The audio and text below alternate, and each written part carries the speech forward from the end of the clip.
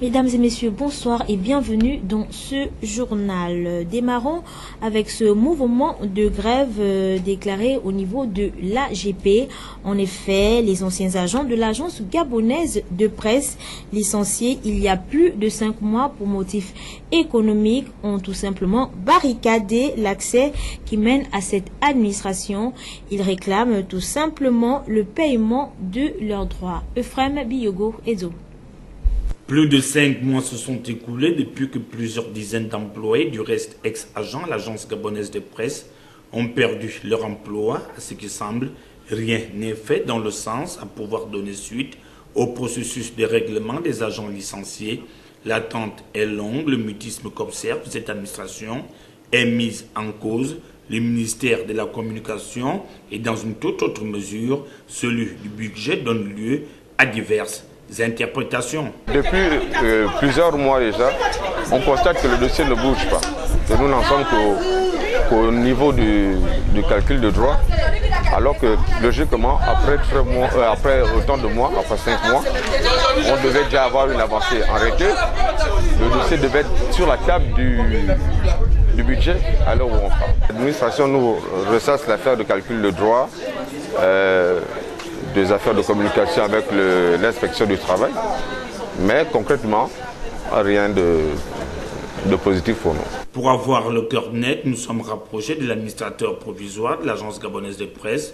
De là, il en ressort ce qui suit. Ce qui se passe aujourd'hui n'est pas, disons, un précédent, puisque nous les avons reçus, nous avons eu une réunion il y a à peu près 2 semaines, un peu plus de 2 semaines, où nous avons fait le point de ce dossier des droits, parce que il y a une chose que de prononcer un licenciement pour motif économique, autre chose c'est de pouvoir faire le calcul des droits et de pouvoir régler ces droits. Donc ces 3 étapes. Donc la première étape après le licenciement, nous avons avec toutes les concertations travaillé avec le collège des délégués du personnel pour pouvoir faire le calcul des droits. Nous avons confié le dossier à l'inspection du travail qui a fait le calcul des droits. Ce dossier est revenu vers nous et nous l'avons transmis au ministre d'État en charge de la communication. Une situation d'autant plus déplorable pour ces pères et mères d'une nombreuse famille au moment où le Gabon s'apprête à commémorer la journée liée aux libertés de la presse. Après ce mouvement d'humeur, intéressons-nous à la dégradation de la voie aux alentours du palais du Sénat. Cette détérioration pourrait, dans les prochains jours, couper ce linéaire en 2 si rien n'est fait. Reportage. Cette crevasse qui était il y a encore quelques mois qu'un trou banal dans le sol se mue progressivement en un fossé, dégradant chaque jour la chaussée.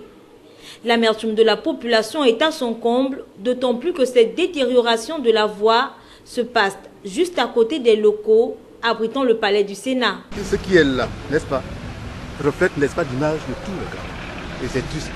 Nous sommes en pleine ville, en pleine capitale. Sincèrement, bon, moi j'ai fait certains pays, mais je n'ai jamais vu des situations de ce genre-là. Un pays aussi riche comme le nôtre. C'est malheureux. Depuis de longues dates, cette situation existe et ils ne font rien du tout. Et ils le font exprès. C'est ce que moi je peux dire, c'est ce que je peux dire. Ils le font exprès. Ils sont assis sur des milliards, mais ils ne veulent rien faire pour le Gabon. C'est triste. C'est un constat que moi je fais. Je m'excuse, moi je ne suis pas opposant ou quoi, mais c'est le constat que moi je fais parce que je connais certains pays plus pauvres que le Gabon, n'est-ce pas, qui sont mieux développés que le Gabon. Alors qu'ici, quelle est cette richesse qu'on a besoin dans ce monde-là qui n'existe pas dans ce pays? Et le pays croupit dans la misère absolue, c'est malheureux. Je suis déçu de voir l'état de la route dégradable de jour en jour, encore que ça date de très longtemps. C'est ce qui est regrettable parce que justement nous sommes à côté des grandes institutions du Gabon et il faut rappeler que cette route aujourd'hui dite dégradée, qui bon, ça on s'aperçoit, c'est vrai, elle a été touchée, si je peux dire ainsi, dans le projet d'être améliorée. C'était en 2012 avant la CAN organisée et ils sont venus, ils ont fait leur espèce de fouille pour améliorer et ils ont laissé jusqu'aujourd'hui. Il n'y a plus jamais rien eu. Les autorités compétentes attendent peut-être que cette voie se coupe en 2, comme il est de coutume dans le pays.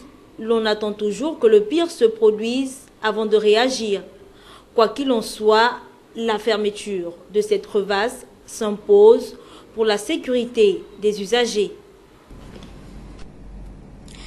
Les étudiants inscrits à l'École nationale de la magistrature participent depuis ce matin au séminaire de renforcement de capacité sur les droits phoniques. Ce rendez-vous du savoir se fait en collaboration avec l'ONG Justice Conservation. Euphrem Biyogo Edzo et Fleury Assiondo pour le reportage. Mieux s'imprégner et comprendre les textes de loi sur le droit phonique en République gabonaise. C'est à cet exercice que s'est prêté de nombreux magistrats au travers d'une session de formation sous l'égide de l'organisation non gouvernementale Justice Conservation, une formation continue qui vise à soigner de nombreuses insuffisances constatées au sein de ceux-là qui sont censés faire appliquer la loi, tout en sachant que l'École nationale de la magistrature a depuis 2011 ouvert une direction continue pour ses apprenants relevant de son domaine de compétences. Le besoin sur la connaissance des nouveaux droits tels que le droit phonique a été exprimé par les chefs des juridictions, des cours et des tribunaux et nous a amené à organiser cette session avec le partenariat donc de l'ONG Conservation Justice. Alors les objectifs, disais-je, sont multiples. Il fallait revenir sur les fondamentaux avant de parler des objectifs. Déjà, renforcer les capacités des magistrats dans ce nouveau droit. Ensuite, renforcer la coopération avec tous les organismes en fait, qui s'occupent de la bonne application de la loi en République gabonaise. Une journée, c'est le temps requis aux séminaristes pour comprendre les différentes facettes qui tournent sur le droit phonique. Le Premier ministre, sinon l'ex-Premier ministre Emmanuel Isozengonde a rendu hier sa lettre de démission et celle de son gouvernement suite à la décision de la Cour constitutionnelle, une décision qui divise l'opinion. Pierre Parfait, Mbadikumbu. Moins de 24 heures après la mise en cessation des activités du gouvernement et de l'Assemblée nationale par la Cour constitutionnelle, le Premier ministre Emmanuel Isozengonde a rendu le 1er mai 2018 sa lettre de démission et celle de son gouvernement. Une lettre qui met fin au pouvoir de la législature actuelle. Tous les projets et propositions de loi en examen, ainsi que les ordonnances en cours de ratification à l'Assemblée nationale, seront transmis sans délai au Sénat. Les fonctions du gouvernement en place cessent par la démission présentée par le Premier ministre des notifications de la présente décision au président de la République. Le président de la République doit nommer dans les meilleurs délais un nouveau gouvernement qui ne sera responsable que devant lui. L'opinion gabonaise reste divisée sur la décision prise le 30 avril dernier par Marie-Madeleine Bourancho de dissoudre l'Assemblée nationale. Nous restons avec cette actualité en rapport avec la dissolution du gouvernement. Comme vous le savez, depuis 48 heures, le gouvernement de l'ex-premier ministre a été dissous par la Cour constitutionnelle une première fois dans notre pays. Comment comprendre qu'on en vienne à cette situation? Y avait-il une raison expliquant cette honteuse situation? Sinon, à qui incomberait la responsabilité de cette situation? Je vous invite à suivre cette analyse que nous propose Arnaud Babokoum. Depuis son accession à la magistrature suprême le 16 octobre 2009, le chef de l'État, Ali Bongo Ondimba, a eu jusqu'à ce jour 4 premiers ministres, au nombre desquels Paul Biyogemba, Ndong Sima, Daniel Onaondo et Isozengonde. Si les 3 premiers ont travaillé dur et d'arrache-pied aux côtés du chef de l'État dans un contexte de revendications sociales très aiguës et parvenir à satisfaire plus ou moins les instructions de la politique du chef de l'État, le dernier cas Emmanuel Isozengonde, par contre, a profité d'un contexte social quelque peu favorable pour mettre en musique la politique économique du chef de l'État en vue de satisfaire les attentes de ses compatriotes. Le chef du gouvernement, Isozengonde, ne semble l'avoir fait en montrant plutôt l'incompétence avérée, laquelle a abouti aujourd'hui à la plus grosse bêtise institutionnelle, à savoir la dissolution de l'Assemblée nationale suivie de celle du gouvernement. Une situation jamais vécue dans notre pays qui traduit l'incompétence d'un homme, l'ex-premier ministre, à qui incombe la responsabilité de coordonner l'activité gouvernementale. Dès lors, on se demande comment n'a-t-il pas organisé les élections législatives dans les délais impartis par la Cour constitutionnelle.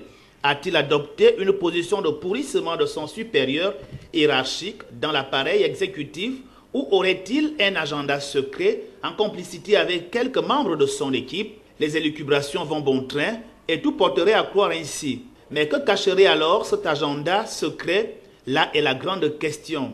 Mais ce qui paraît évident, c'est l'échec des missions qui lui étaient assignées par le chef de l'État. Il y va de son gouvernement qui n'a pas été capable de circonscrire les vraies attentes et besoins des populations gabonaises afin de les mettre en musique dans l'agenda gouvernemental.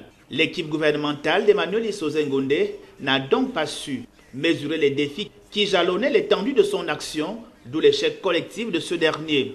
Le chef de l'État se doit dans ces conditions de rechercher un Premier ministre qui saurait analyser, comprendre et mettre à exécution les directives de la vision qu'il a pour le pays.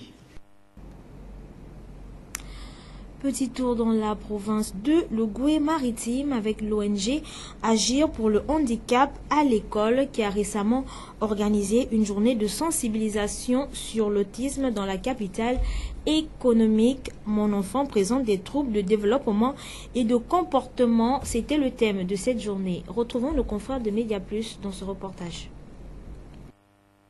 C'est une journée qui est célébrée à travers le monde depuis le 7 décembre 2007. Ce n'est qu'en cette édition avril 2018 qu'elle marquera pour la première fois son effectivité principalement en terre gabonaise, ce à travers cette séance d'information et d'échange initiée par l'ONG Agir pour le handicap à l'école dans la ville de Port-Gentil. Dans cette salle des mariages de la mairie du 2e arrondissement de la commune, il était question pour les membres de cette organisation d'édifier l'assistance sur ce handicap très peu connu du grand public. C'est une journée d'information, de partage d'expériences pour ensemble lever le voile sur l'autisme. Un mot bien technique, un mot pas commun, un mot peu connu. Alors dès qu'il y a un concept, dès qu'il y a quelque chose qui nous échappe, tout de suite ce sont les préjugés. Chacun dit ce qu'il ne faut pas dire. Une journée d'information et de partage et d'expérience parce que l'autisme est mal connu, parce que l'autisme, on n'ose pas en parler. Et dès qu'on n'ose pas en parler, c'est sweet Lily. Cadenassé, on ferme tout et on ne dit rien. Parce qu'on a honte d'avoir un enfant avec autisme. Il ne faut pas que tout le monde nous regarde. Donc on cache l'enfant sous le lit, on creuse même le trou, reste là-bas. Plusieurs institutions provinciales ont manifesté leur partenariat à cette initiative de l'ONG Agir pour le handicap à l'école, en l'occurrence la délégation provinciale de la famille, dont la responsable a tenu à rappeler la notion de l'autisme. L'autisme est un trouble du développement et du comportement qui débute avant l'âge de 3 ans. L'autisme n'est pas une maladie. Il n'existe pas un type d'autisme. M'adressant aux parents ou tuteurs d'un enfant présentant un handicap, un enfant est un enfant.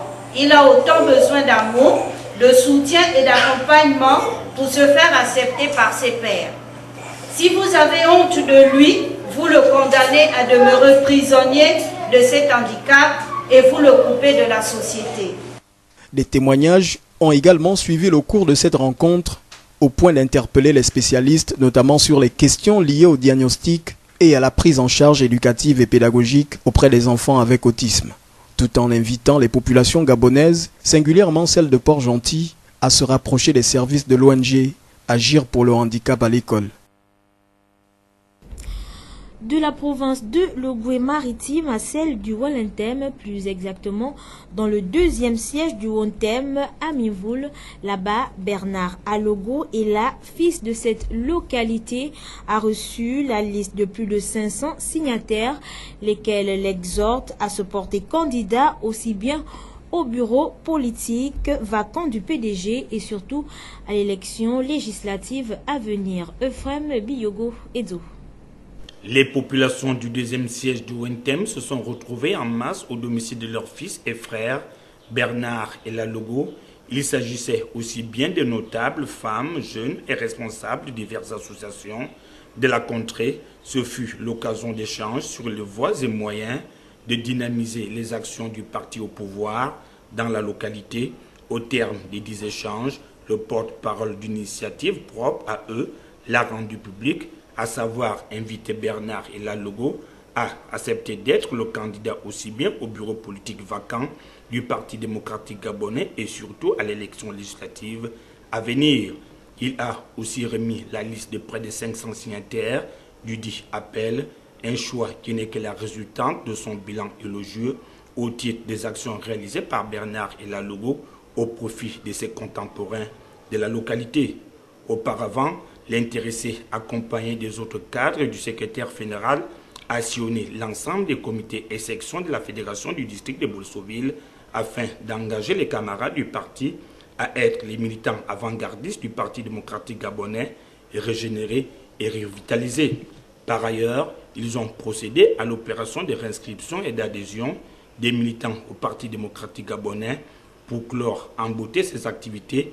Des mains concoctées ont été partagées convivialement afin de joindre l'utile à l'agréable. Dans la même lignée et au terme des dites consultations citoyennes qui ont eu lieu au village à Coq et Samnion dans le district de Bolosoville, les convives donnent ici leurs appréciations. Ils sont au micro de Frem Biyogo Edo. Aujourd'hui, la base dit que c'est nous qui choisissons les candidats pour que le désordre finisse. Et en choisissant ces candidats-là, on a préféré que Lalo, l'homme du terrain, l'homme qui n'a même pas vu qu'il pouvait être candidat un jour, c'est nous la population qui l'appelons. J'interviens en qualité de président d'une association que nous venons de mettre sur pied. Il s'agit de Simane Yassou. Majoritairement à ce titre que nous avons été invités par un grand frère qui partage à peu près les mêmes idéaux que nous, en la personne de M. Lalo. Que nous apporterons beaucoup plus va dans le sens de la solidarité, si on peut s'exprimer ainsi, cantonale. Voilà, puisque étant dans le même canton, voilà, il est normal que lorsqu'il y a des intérêts qui concernent le canton et qui concernent le développement de ce canton-là, nous soyons à même, n'est-ce pas, de nous tenir les coudes. Un message de partage, parce que les gens, les autochtones, les populations qui vivent sur place, puissent avoir un mot à dire pour les décisions futures. J'ai apprécié sincèrement cette démarche, parce que le PDG, ce qui embête ce parti, c'est par rapport aux décisions qu'on impose à la base. Et les gens sont surpris quand il y a un résultat, qu'il y a un échec. L'échec du PDG, parce qu'on a l'habitude d'imposer à la population des candidats qui ne se reconnaissent pas. Vous êtes reconnu par les vôtres comme celui qui est le mieux à même de les représenter. Et c'est une grande responsabilité. Je voudrais donc effectivement les en remercier pour cette confiance. En même temps, comme je disais, c'est une grande responsabilité. Et contrairement à la pensée ambiante qui fait croire à une position perpétuelle et tenace dans le long terme, je rappelle quand même que sur les 3 dernières législatures, le deuxième siège du long terme a fourni successivement les députés issus des rangs du Parti démocratique gabonais. Donc, je prends ça comme une satisfaction, mais je dois quand même reconnaître à la vérité que le bilan pour ces députés-là n'a pas toujours été réluisant pour les populations. Donc, avec enthousiasme, nous attendons la suite des événements. L'actualité, c'est également hors de nos frontières. En Centrafrique, des heurts ont éclaté à Bangui après le meurtre de l'abbé Tunguma en plein office religieux. La foule en colère a voulu porter son corps vers la présidence. Reportage. Au départ des violences, un milicien du quartier PK5 à majorité musulmane force un barrage. Les gendarmes lui tirent dessus. En représailles, la milice attaque l'église de Fatima en plein office religieux. L'abbé Albert Tungumale Baba est tué. Cette foule en colère veut porter son corps devant la présidence. À l'hôpital, les blessés affluent. On était dans l'église. Tout le monde s'est mis à courir. Une amie s'est fait tirer dans les pieds. On l'a emmenée ici et d'autres blessés sont restés sur place. On a été à l'autre là, Fatima, pour notre fête patronale. Et soudain, on s'est rencontré avec les musulmans qui sont venus tirer sur nous. Bon, finalement, ils ont en tout cas lancé des grenades, les roquettes, et puis il y a eu tellement de dégâts. Après l'attaque de l'église, une mosquée est brûlée. Des observateurs redoutent un retour à la situation qui a suivi le coup d'État contre François Bozizé en 2013. Tout le monde a peur et on craint que la situation retombe à l'ancienne genre de 2013-2014 où chrétiens et musulmans s'affrontent. Le mois dernier, les forces centrafricaines et la mission de l'ONU avaient lancé une opération pour déloger les groupes armés du PK5 et notamment les milices du général Force.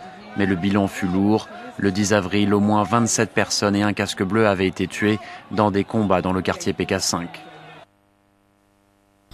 La Chine a inauguré samedi sa cité du cinéma qui veut devenir la capitale mondiale des tournages. Instrument d'un soft power à la chinoise, China Wood sera-t-il suffisamment ouvert sur le monde pour concurrencer l'industrie américaine?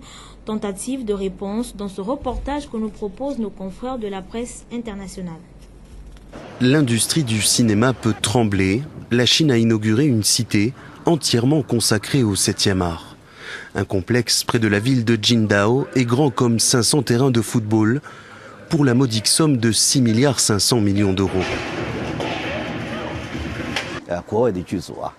Il y aura de plus en plus d'équipes de production étrangères qui viendront à Qingdao, y compris d'Hollywood. Nous voulons apporter des services allant des effets de lumière jusqu'à la post-production. La cité du cinéma, dont le chantier a commencé en 2013, comporte déjà pas moins de 30 studios, dont le plus grand du monde. Il mesure 10 000 mètres carrés. Le conglomérat privé chinois Wanda, à l'origine du projet, prévoit d'en construire 10 de plus dans les prochaines années. Une salle de spectacle, une école, un hôpital ou encore des hôtels de luxe.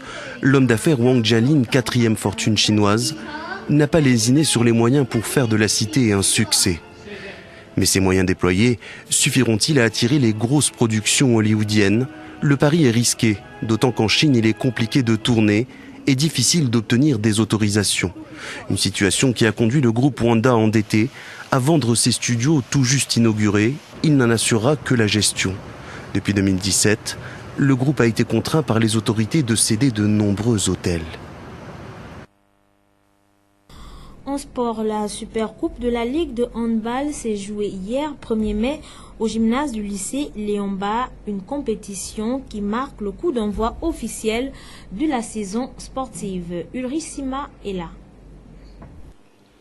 La Super Coupe de l'Estuaire de handball s'est jouée au gymnase du lycée Léomba pour la catégorie élite A, dames et hommes, en présence de la présidente de la Ligue de l'Estuaire, Mélanie Nzam, des responsables des clubs et de plusieurs membres de la FEGAHAN. La première rencontre de cette Super Coupe a vu la tenante du titre, la Jacques, se faire humilier par sa dauphine de la saison écoulée, sifflotant par un score de 32 buts à 22. Cette compétition, dont la Jeunesse Athletic Club régnait en maître depuis 3 saisons, elle vient de vivre son premier revers dans la Ligue depuis sa création. Cet échec permettrait aux joueurs de Brive-Rébigné d'aller sur les nouvelles bases afin de retrouver leur lettre de noblesse. Et pour les Sifflottes, c'est un trophée qui affirme tout simplement la bonne lancée de saison et preuve d'un club qui a des réelles ambitions.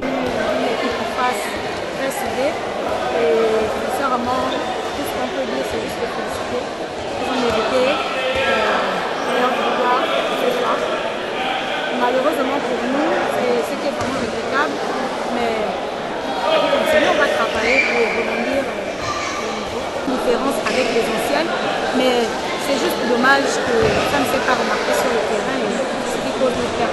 C'est une satisfaction du travail acharné que nous mettons en œuvre toute mon équipe pour pouvoir arriver à ce niveau. Donc c'est uniquement une satisfaction continuer dans cette lancée. La seconde rencontre tant attendue entre Phoenix, fraîchement rentré de la Coupe d'Afrique, et Libreville Handball n'a pas fait de surprise. Victoire logique de Phoenix par un score de 28 buts à 21. Supposé rentrer de compétition africaine, c'est qu'on a joué des matchs bien plus costauds que cela. Et la logique est logique de Phoenix. Le problème de Phoenix, c'est le problème de tout le Gabon. On n'a pas suffisamment de matchs. On a un championnat qui commence un peu tard. Or que les autres, ils ont un championnat où ils font peut-être 300-400 matchs par année. Quand ils arrivent, ils sont aguerris, ils sont pleins dans leur position, dans leurs moyens.